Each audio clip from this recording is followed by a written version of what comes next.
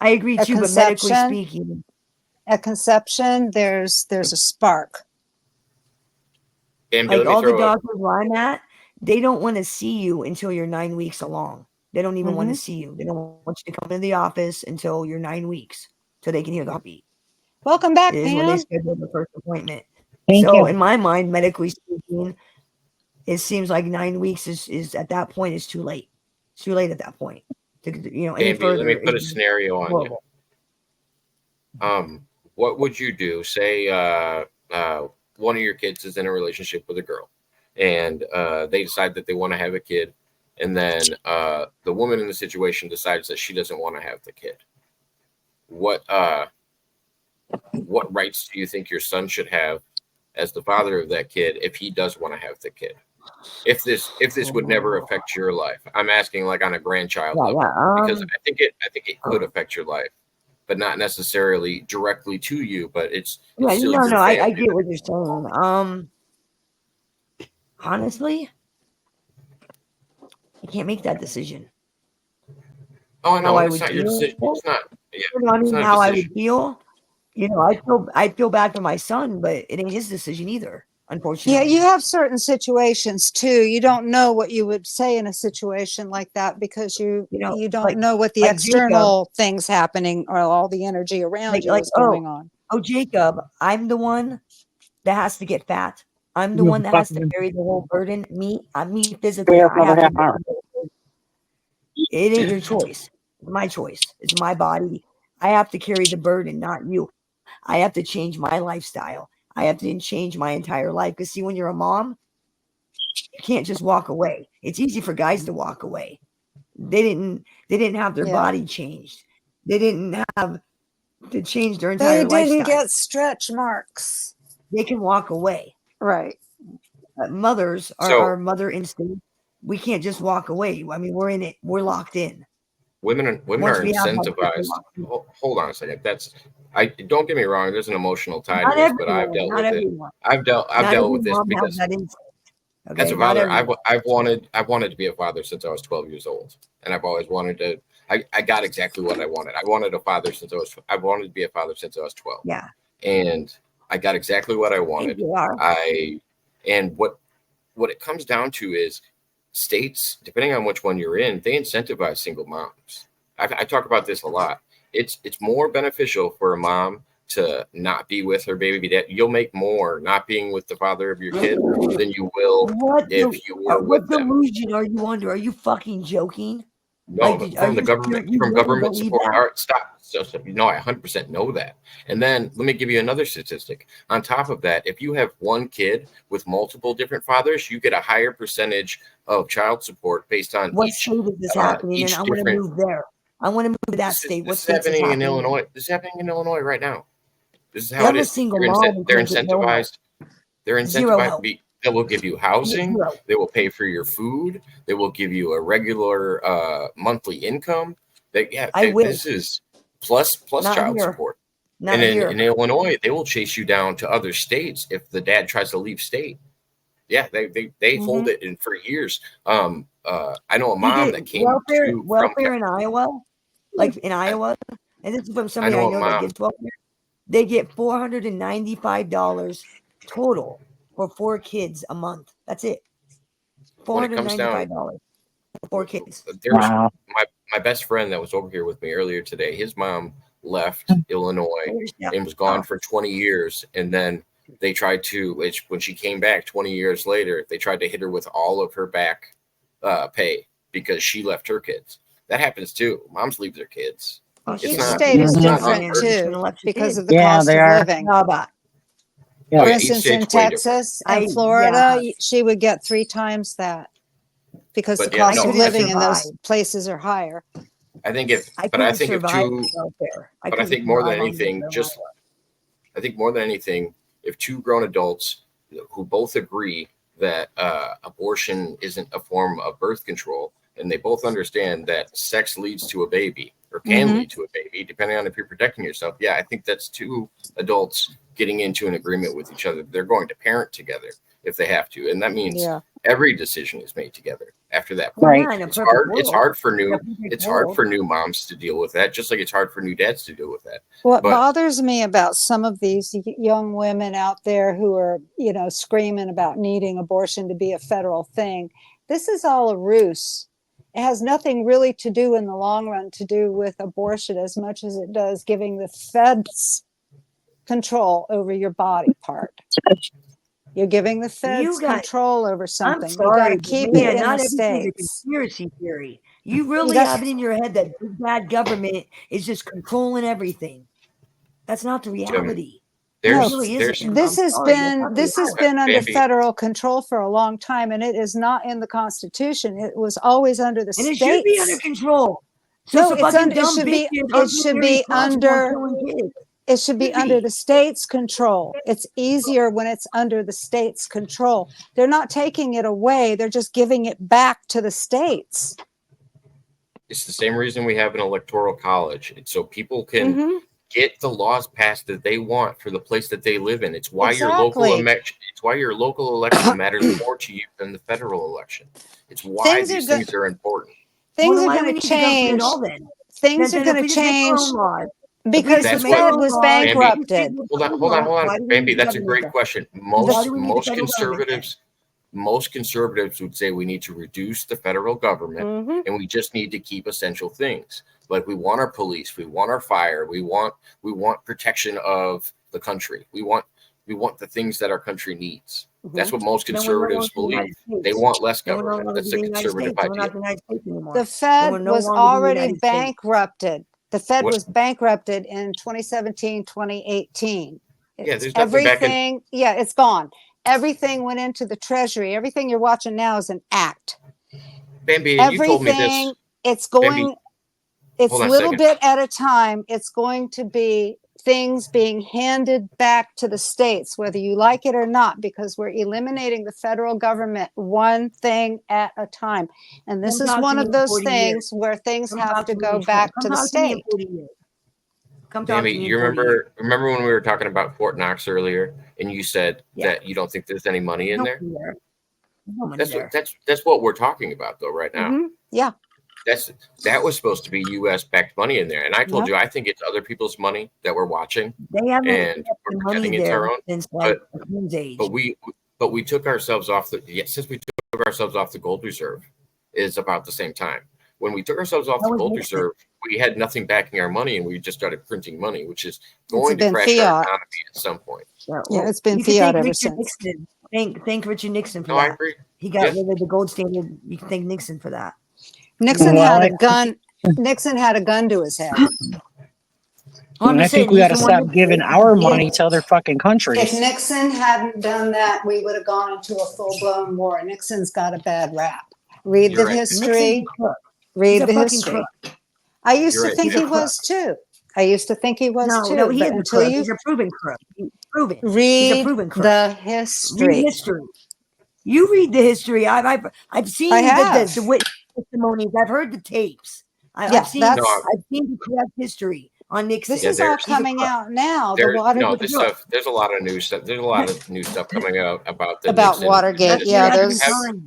Those reporters were crooked. They were paid by the CIA. Look into this with AJ. He'd be great to look into this with you because there is new stuff coming out about the Nixon tapes. Yeah, he was probably racist. He didn't like hippies. Like there's a lot of things I could point out about Nixon and that I heard in the tapes. But I mean, I'll be honest with you. I don't think a big deal about what he did anyway. So he broke into the fucking Democratic headquarters. So what? Is that really a big fucking deal? He's probably one of the only people to get caught doing that. If he really did that, he's probably the only person to get caught. Deal? I don't see what the big deal was. That's what I mean. I think people do. That's what I mean. I think people do that all the time. I think if he did really do that, he got caught doing it. Yeah, he got caught. I mean, it makes him a crook. He got caught. Same with Clinton. Clinton got caught. You don't think all the presidents cheat? They probably do. They just don't get caught. He got caught. He bold-faced lied to the American people about it. I don't want that guy as my president. He's a fucking liar.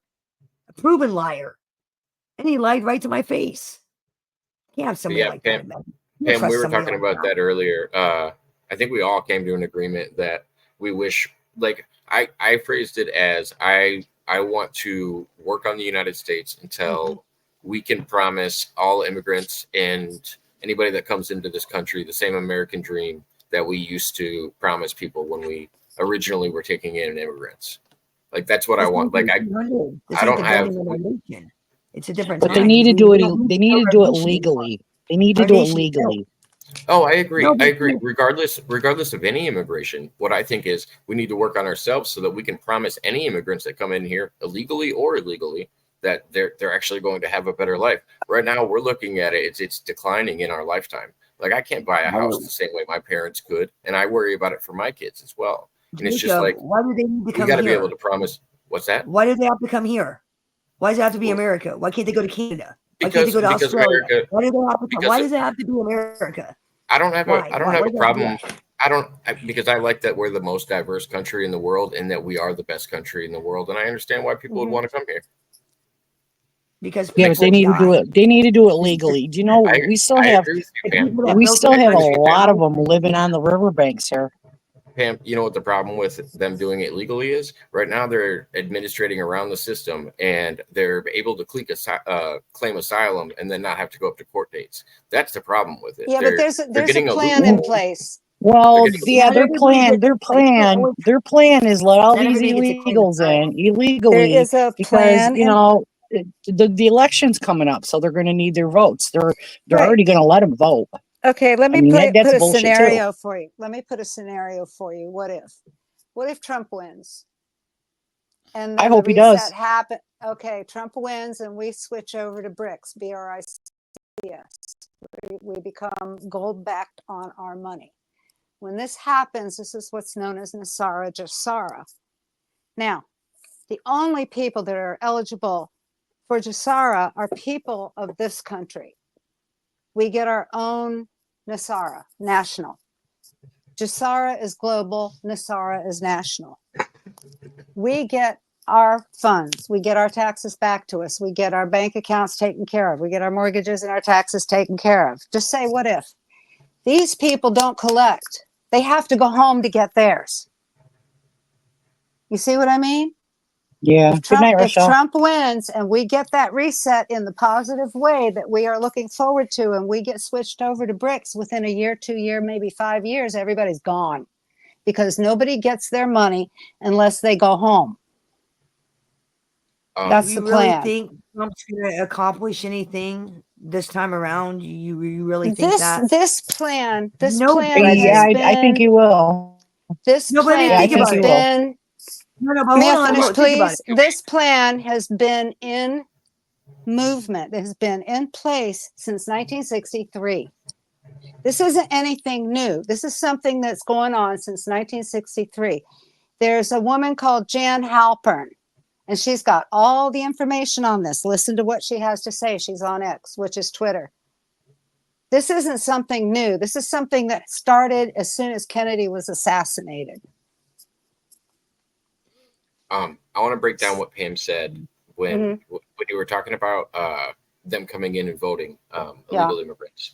So here's how it's going to affect us. I agree with you. I'm not disagreeing with you on it, but I want to break down the levels of it. So depending on the population decides your number of votes you get for your state.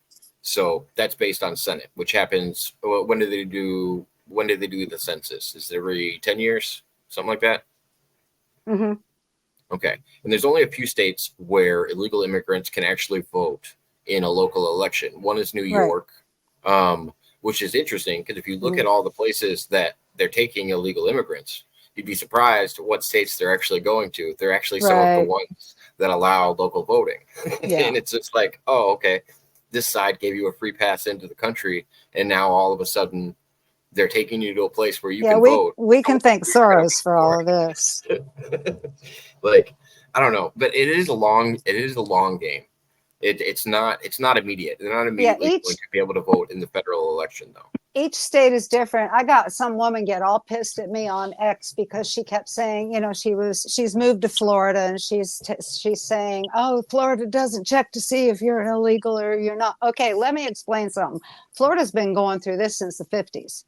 We've had the Cubans, we've had the Haitians, we've had all these people from down island, we've had the Venezuelans, we've had the Marielitos, we've got all of them. And we've been dealing with them all these years. And sure, they get benefits, but they don't get citizenship so easily. And sure, the state doesn't check, but the county does. And once you're on assistance, they know what your standing is, if you're a citizen, if you're not a citizen. So we've got a tally of who's who. I wanted to address David's comment. I'm going to read it, and then I want to address it because I had an answer for him as soon as I read it. Number one, I have never seen or heard of an illegal immigrant coming here and taking a job as a doctor, judge, etc. Number two, and if an illegal immigrant takes your job, you got a pretty fucked up job. Okay, we've had doctors. Mud Rabbit, let me take this one. Hold on. This is perfect for me. I want to think about it as benefiting any immigrants that come into this country because this is the way that you can get to the left as well as the right. Mm-hmm. So the way you should think about it is what's going to happen is if you are illegal, which would be worse than legal, you're giving these companies the chance to pay you less than a livable wage that you would make if you were a documented citizen. That's the downfall of coming and getting a job. The benefit of having an illegal person work in a company, and this is solely the responsibility of these bad companies as well, taking advantage of this. But what they're doing is they're paying somebody less than a legal wage. I've watched it happen.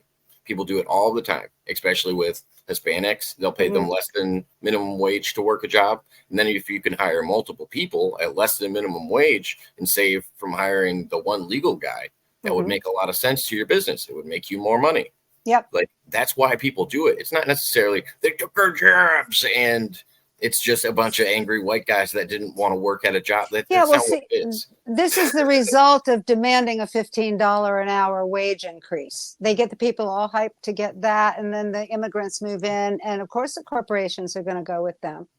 But to David's question, it's the 15 an hour plus the fact that our money isn't backed by anything. Right.